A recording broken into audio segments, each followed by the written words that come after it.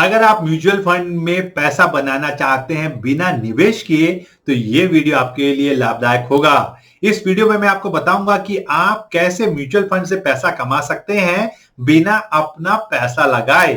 अभी आप मार्केट में देखें तो बड़े बड़े सेलिब्रिटी म्यूचुअल फंड में इन्वेस्टमेंट करने के लिए आपको प्रोत्साहित कर रहे हैं। सचिन तेंदुलकर हो या MS धोनी हो, सारे लोग आपको कह रहे हैं भाई म्यूचुअल फंड में निवेश करें, अपना फाइनेंशियल फ्यूचर सिक्योर करें। लेकिन आपके पास म्यूचुअल फंड में निवेश करने के लिए सफिशिएंट पैसा नहीं है। फिर भी अगर आप इस धंधे से पैसा कमाना चाहते हैं दोस्तों, तो मैं आपको इस वीडियो में बताऊंगा कि आप as a mutual fund distributor कैसे पैसा कमा सकते हैं। Hello everyone, I'm Shobit. I'm a Finbiz growth expert and founder of Finbiz Growth Club. We are an aspiring community of new age mutual fund distributors who are determined to change how India is going to invest. So सबसे पहले चलिए बात करते हैं दोस्तों कि mutual fund distributor होते क्या हैं। ये वो प्रोफेशनल्स हैं जो आपको समझाते हैं कि म्यूचुअल फंड में निवेश कैसे किया जाता है, आपको आपकी जरूरत के हिसाब से म्यूचुअल फंड स्कीम सजेस्ट करते हैं और उसमें निवेश करने में सहायक होते हैं। और इस प्रोसेस में जब आप अपने कस्टमर को हेल्प करते हैं तो आपको म्यूचुअल फंड कंपनियां उस सर्विस के लिए आपको ब्रोकरेज या कमीशन देती है और उससे आप एक अच्छा बिजनेस बना पाएंगे। और इस वीडियो में मैं आपको डिटेल से बताऊंगा कि आपको म्यूचुअल फंड डिस्ट्रीब्यूटर क्यों बनना चाहिए, इसमें आप कितना कमा सकते हैं और म्यूचुअल फंड डिस्ट्रीब्यूटर बनने का प्रोसेस क्या है। तो चलिए सबसे पहले ये समझ लेते हैं कि कितनी बड़ी बिजनेस अपॉर्चुनिटी है ये आपके लिए, ताकि आप इस बिजनेस को ध्यान से देखें या इसको एक्सप्लोर करने की कोशिश करें। जो सबसे पहला डाटा मैं आपके सामने प्रेजेंट करना चाहूंगा वो ये कि आप इंडिया में बैंक फिक्स्ड डिपॉजिट्स का नंबर देखें। इंडिया में बैंक फिक्स्ड डिपॉजिट बहुत ही पॉपुलर है और अगर आप इंडिया में एक कंपैरिजन करें तो जो बैंक फिक्स्ड डिपॉजिट का इंडिया में साइज है उसका सिर्फ 20% ही म्यूचुअल फंड इंडस्ट्री में निवेश होता है। लेकिन अगर आप बड़े इकोनॉमिस्ट से कंपेयर करें लाइक यूएस, जहां पे 160% से ज्यादा बैंक फिक्स्ड डिपॉजिट का म्यूचुअल फंड में निवेश है। आप चाइना में ले वहां पे 46% है, वेयरएज आप अगर इंडिया में ले तो ये अभी 20% ही है। तो एक बहुत बड़ा अपॉर्चुनिटी है दोस्तों। ज्यादा से ज्यादा लोग आज बैंक फिक्स्ड डिपॉजिट से निकल के बेटर एवेन्यूज को तलाश कर रहे हैं और म्यूचुअल फंड एक अच्छा एवेन्यू हो सकता है। जो दूसरा नंबर मैं आपको चाहता हूं आप समझें, आज म्यूचुअल फंड में जो number of mutual fund distributors हैं वो क्लोज टू 3.36 करोड़ हैं। 140 करोड़ की पॉपुलेशन में आज सिर्फ 3.36 करोड़ म्यूचुअल फंड इन्वेस्टर्स हैं। इतनी बड़ी अपॉर्चुनिटी दोस्तों, अगर ये नंबर 10% भी जाता है तो आने वाले दिनों में 10 करोड़ और म्यूचुअल फंड इन्वेस्टर इस इंडस्ट्री में जुड़ेंगे। और अगर आप इस इंडस्ट्री में as a mutual fund distributor join करते हैं तो इस ग्रोथ का आप एक बहुत अच्छा लाभ उठा पाएंगे। अब दूसरी बात चलिए मैं आपको बताता हूं कि अगर आप इस म्यूचुअल फंड डिस्ट्रीब्यूशन बिजनेस में आते हैं तो आप कितना कमा सकते हैं, क्योंकि अगर आपको पता ही नहीं है कि आप कमाएंगे कितना तो आपको मोटिवेशन नहीं आएगा। तो आप अगर आप समझना चाहते हैं कि म्यूचुअल फंड डिस्ट्रीब्यूटर बनके आप कितना कमा सकते हैं तो उसके लिए आपको समझना है कि as a mutual fund company आपको किस तरीके से ब्रोकरेज या कमीशन देती है। उसके लिए आपको एक टर्म समझना है जिसको हम कहते हैं trail commission. Trail commission means आपको अपने एडवाइजरी पर recurring commission over a period of time मिलता है।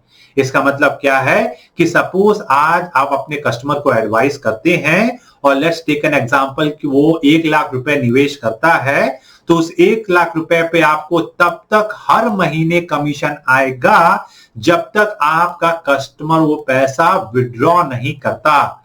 तो अगर वो निवेश अगले 5 सालों तक रहता है, 10 सालों तक रहता है, 15 सालों तक रहता है, तो आपको अगले 5 साल, 10 साल, 15 साल तक हर महीने उस एडवाइजरी पे कमीशन आता रहेगा। यही नहीं दोस्तों, इस बिजनेस में आपको जो कमीशन आता है वो मार्केट वैल्यू ऑफ इन्वेस्टमेंट्स पे आता है, ना कि इन्वेस्टमेंट वैल्यू। इसका मतलब क्या कि आपको जो कमीशन मिलता है वो जो निवेश के पैसे हैं उसकी आज जो वैल्यू है उस पे मिलता है। तो अगर आपने कस्टमर को एडवाइस किया और आपके कस्टमर ने आज 1 लाख रुपए का निवेश किया तो आज आपको 1 लाख पे कमीशन आएगा। 1 साल के बाद अगर वो निवेश की वैल्यू 1,10,000 हो गई तो अगले साल आपको 1,10,000 रुपए पे कमीशन आएगा। चलिए इसको एक सिंपल से कैश फ्लो स्टेटमेंट से समझते हैं ताकि आपको क्लियरिटी आए कि as an mutual fund distributor आप कैसे पैसा बना पाएंगे। तो अगर आप इस अर्निंग फ्लो को देखेंगे तो मुझे लगता है कि आपको काफी क्लैरिटी आएगी। लेट्स अज्यूम कि आज आप अपने कस्टमर को एडवाइस करते हैं और आपका कस्टमर 10 लाख रुपए का निवेश कर रहा है। इस 10 लाख रुपए पे जो आपका कमीशन आपको म्यूचुअल फंड कंपनी दे रही है, एक एग्जांपल ले रहे हैं दोस्तों, ये कोई फिक्स रेट नहीं है। तो लेट्स अज्यूम कि आपको 0.70% का कमीशन मिल रहा है। सो आपका टोटल अर्निंग पहले साल में कितना होगा? 10 लाख इंटू 0.70%, वो जो हो जाएगा 7,000 रुपए। अगले साल लेट्स अज्यूम कि ये जो निवेश है वो 12% से बढ़ रहा है तो आपकी 10 लाख की निवेश की वैल्यू 11,20,000 हो गई और उस पे जो आपका कमीशन बन रहा है वो है 7,840 रुपए। अगले साल फिर निवेश की वैल्यू बढ़ के 12,54,400 हो गई और उस पे जो आपका कमीशन बन रहा है वो 8,780 रुपए का है। तो जैसे जैसे इन्वेस्टमेंट की वैल्यू बढ़ रही है आपका कमीशन भी बढ़ रहा है। यहाँ पे जो सबसे इंपॉर्टेंट चीज आपको समझनी है दोस्तों ये कि हर साल सेम रेट से निवेश की वैल्यू बढ़ती जाएगी ये जरूरी नहीं है। ऐसा हो सकता है कि किसी साल निवेश की वैल्यू ज्यादा बढ़े, किसी साल निवेश की वैल्यू कम बढ़े, लेकिन अगर आप इक्विटी म्यूचुअल फंड स्कीम का हिस्ट्री ट्रैक रिकॉर्ड देखेंगे तो आपको लगेगा या पता चलेगा कि 12% एक रीजनेबल ग्रोथ रेट है जो आपके निवेश में मिल सकता है इक्विटी म्यूचुअल फंड स्कीम्स में। जो दूसरा डाउट आपके दिमाग में आ सकता है दोस्तों वो ये कि भैया शोभित आप जो 0.70% कमीशन रेट का बात कर रहे हैं ये तो कुछ भी नहीं है, 1% का भी कमीशन इस धंधे में नहीं आ रहा है, मैं इस धंधे को क्यों करूं? अगर आपके दिमाग में ये डाउट आ रहा है दोस्तों तो मैं आपको बता दूं कि अगर आप म्यूचुअल फंड में और इंश्योरेंस पॉलिसी में same amount of money same time period के लिए अपने कस्टमर का लगा रहे हैं और इवन दो इंश्योरेंस में आपको 30%, 25%, 5% कमीशन मिल रहा है, स्टिल आप म्यूचुअल फंड में ज्यादा कमीशन बनाएंगे। अब मैं आपको एक एग्जांपल देना चाहूंगा ताकि आपको क्लियरिटी मिल सके। आप इस वर्किंग शीट को देखें दोस्तों, आप अगर राइट हैंड साइड को देखें तो हमने एक एग्जांपल लिया है जहां पे आप अपने कस्टमर को एडवाइस करते हैं और आपका कस्टमर 1 लाख हर साल अगले 15 सालों तक एक इंश्योरेंस पॉलिसी में लगा रहा है जहां पे आपको जो कमीशन मिल रहा है वो 35% first year, 7.5% second and third year and 5% और सालों में मिल रहा है। तो 15 साल में आपका टोटल कमीशन कितना बना? 1,10,000 रुपए। अब आप म्यूचुअल फंड में आए, आपने लेफ्ट हैंड साइड में सेम 1 लाख हर साल with same commission rate of 0.70%, जो टोटल कमीशन आपका बन रहा है वो है 1,56,060 रुपए। आप देख सकते हैं कि जो म्यूचुअल फंड में आपका कमीशन है वो इंश्योरेंस से 30% ज्यादा है। ऐसा क्यों हुआ? क्योंकि म्यूचुअल फंड में जो आपका कमीशन मिल रहा है वो इन्वेस्टमेंट वैल्यू पे मिल रहा है ना कि निवेश किए हुए पैसों पे। ओके, तो आपको इंश्योरेंस में जो कमीशन मिल रहा है वो किस पे मिल रहा है? 1 लाख के प्रीमियम चेक पे। लेकिन म्यूचुअल फंड में जो आपको कमीशन मिल रहा है वो 1 लाख की आज जो वैल्यू है उस पे मिल रहा है। इसीलिए जो म्यूचुअल फंड डिस्ट्रीब्यूशन का धंधा है दोस्तों ये सबसे यूनिक धंधा है। इस बिजनेस में जिस तरीके का कमीशन आप कमा सकते हैं वो आपको दूसरे फाइनेंशियल प्रोडक्ट डिस्ट्रीब्यूशन में नहीं मिलता है और इसीलिए इस धंधे में आप कंसिस्टेंट ग्रोइंग पैसिव इनकम बना पाएंगे।